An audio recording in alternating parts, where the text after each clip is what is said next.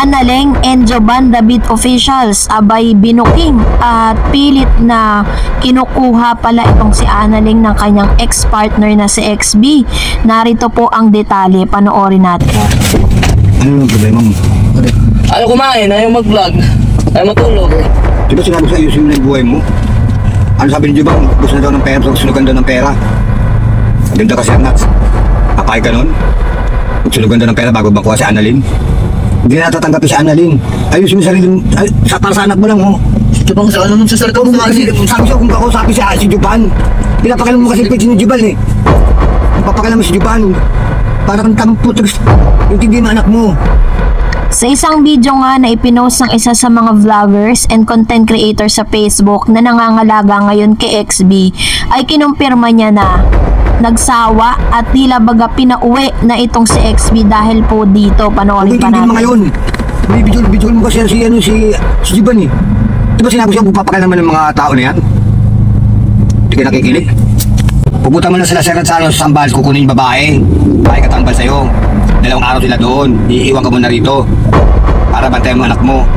Tapos, wag mamatay ka sa ulo. Isipin mo yung anak mo. Hindi na kami mingi kay Annalyn ng pang bilang gatas. Bakit ko sa'yo? Intindihin mo na, huwag mo intindihin mga yan. Ano sabi ni Juban? Magsunugan daw sila ng sernas ng pera. O, papay ka ba nun? Bago makuha si Annalyn.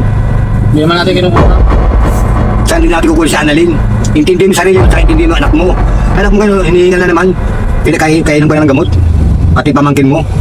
Buti na bumili ako ng gamot, ang Broxol.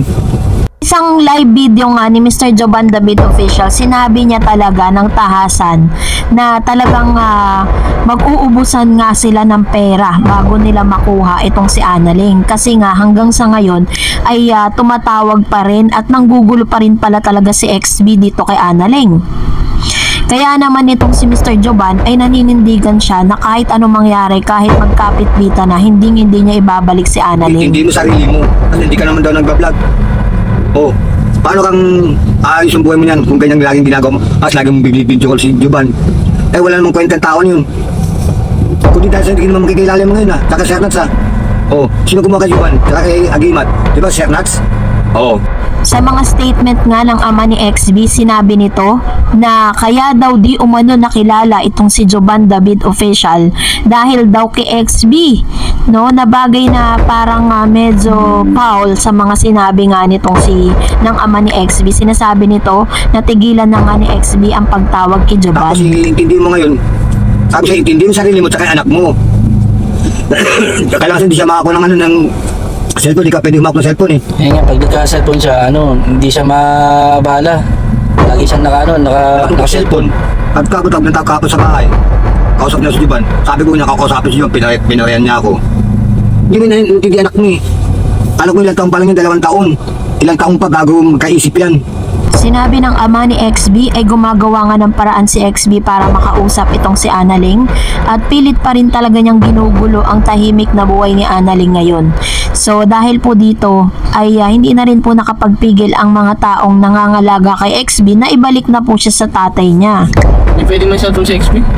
Hindi siya makapag-focus eh. Kasi hindi ka makakakuha ng cellphone. Ang hirap mo kasi hindi pag naka-cellphone ka eh. Kato dyan, ayaw mo na mag-vlog. Gusto. Hindi na natutulog. Sabihin ko sa'yo, kami tumatanda, ikaw patanda pa lang. Kung tutuusin talaga, kung titignan po ninyo yung sitwasyon ngayon ng mga magulang ni XB, nakakaawa yung kanilang sitwasyon dahil sila po ang nagtataguyod o is nag-aalaga dito po sa anak ni Annalyn at nitong si XB dahil yung kanilang anak na lalaki nga ay walang ginawa kundi lumaboy at kung ano-ano yung mga bagay na ginagawa kaysa ipagbuti yung kanyang buhay para po itaguyod yung kanyang anak. Inamin din ng tatay ni XB na si Annalyn lang ang siya nakapagpo-provide ng panggatas at ng mga pangangailangan nitong kanyang anak na bagay na mariing inamin ito ng mga magulang ni XB, which means na itong si XB ay hindi talaga nakakatulong para po itaguyod yung anak nila. So dahil po dito, dahil sa katigasan ng ulo ni XB hanggang sa ngayon, lahat po ng mga nag-aalaga sa kanya at napupuntahan niya mga content creator na sinasama siya sa mga video ay tila baga lahat ay sumuko na. Lahat po ay iisa lang ang kanilang sinasabi na si XB XB daw ay may attitude. Meron pong kakaibang ugali na hindi nila nagugustuhan. Kung tutuusin po, kung si XB ay talagang matino at talagang kung siya po ay pagbubuti niya yung kanyang buhay, marami pong mga content creators ang gustong tumulong sa kanya.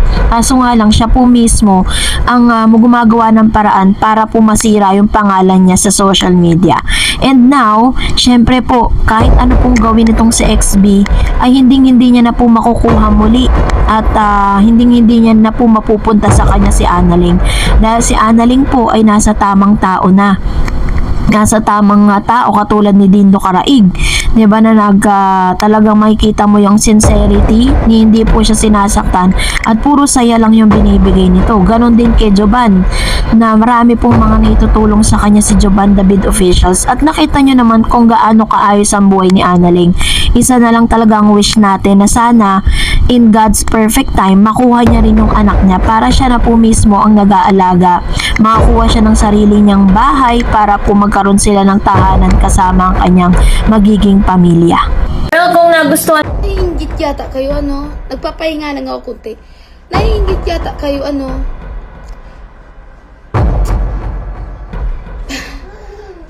Palaban na humarap itong si Analing sa kanyang recent videos kasama si Joban David Official sa kanilang Facebook page sa lahat ng mga bashers at issue na kumakalat ngayon sa social media, kung saan ito po ngayon ay hot topic ng ilang mga followers and fan ni Dindo at ni Analing. So dahil dito nagsalita na rin ang isa sa mga sangkot sa nasabing issue na si Mr. JC Vergara. Panoorin natin ito.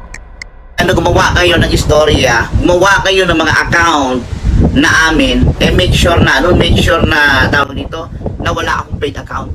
Okay?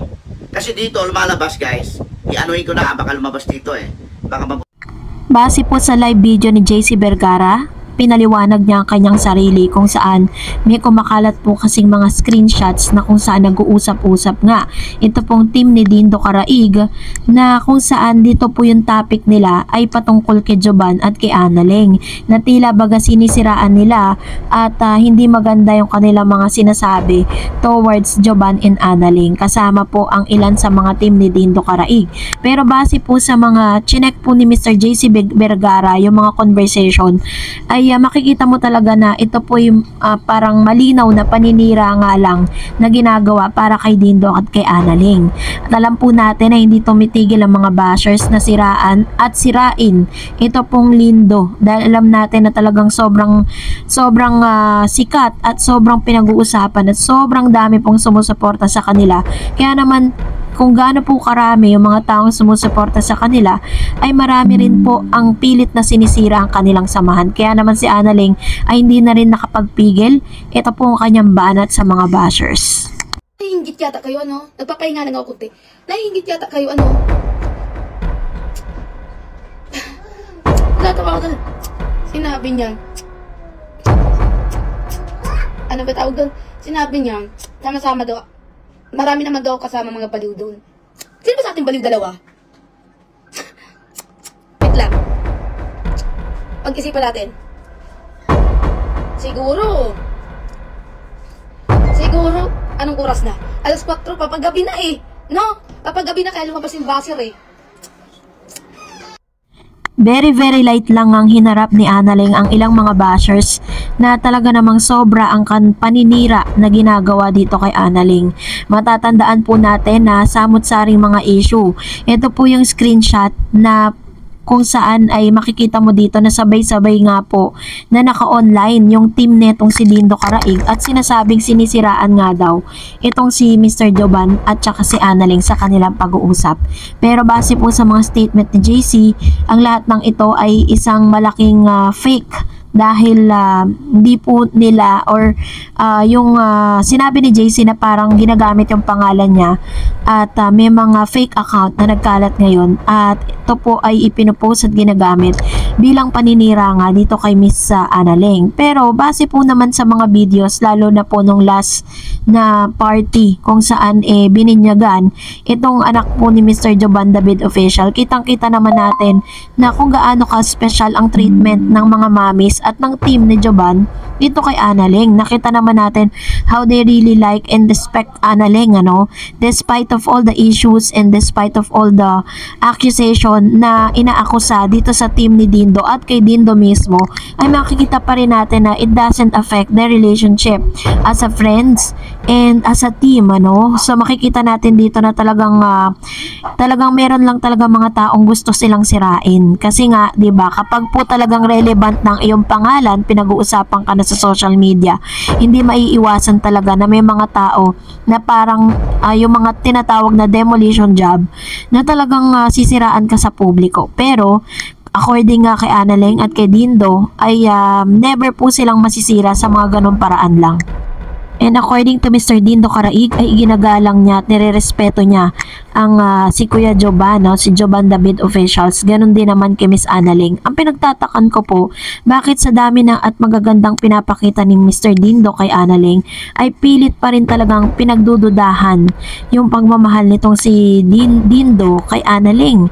Ano pa bang gusto nilang patunayan ni Dindo? Biruin po ninyo, isa sa mga bagay na hinangaan ko kay Dindo, wala pong lalaking gagawa niyan pa kung hindi talaga special itong taong ito sa kanya. Biruin ninyo, sinuportahan niya yung anak po ni Miss Annalyn. Binigyan niya ng worth of 50,000 pesos samantalang hindi pa rin naman ganun kayaman si Dindo para po magbigay ng ganun kalaking pera.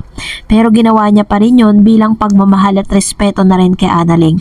So, ano pa kaya ang hinahanap ng mga bashers at ano pa ba talaga yung gustong patunayan ng Lindo para talagang maniwala ang mga bashers na ito na talagang sincere ang hangarin ni Mr. Dindo Caraig towards Annalyn. So sana lang, no, lahat po ng mga issues na yan ay matapos na dahil nakikita naman natin na masaya lang itong si Dindo at si Annalyn.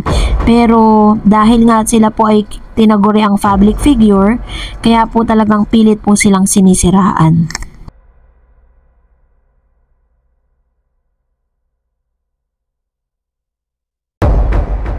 Pero kung nagustuhan mo ang video na ito, huwag mo kalimutang mag-like, mag-share, at mag-subscribe, at i-follow mo na rin ang aking Facebook page, Dareds TV. And also, I have my TikTok account, which is Dareds TV. Pwede nyo rin po akong i-follow doon.